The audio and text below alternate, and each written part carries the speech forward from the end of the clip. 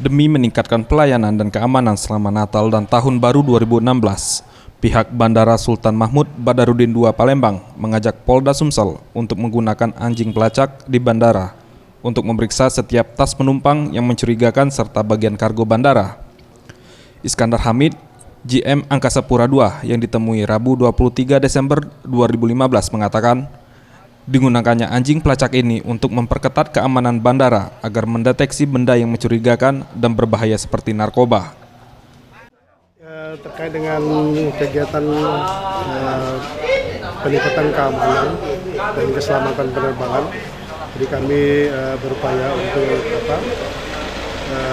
bekerja sama dengan teman-teman dari TNI dan Polri, dan salah satunya tadi dengan K9, jadi dengan anjing pelacak paling tidak untuk lebih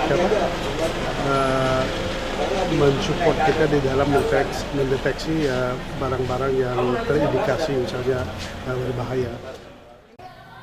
Dengan diterapkannya sistem keamanan anjing pelacak ini dapat mengantisipasi peredaran narkoba melalui udara. Hal ini mendukung program pemerintah dalam memberantas narkoba. Parel Dwi Satria, Seption Rizky, Sriwijaya TV.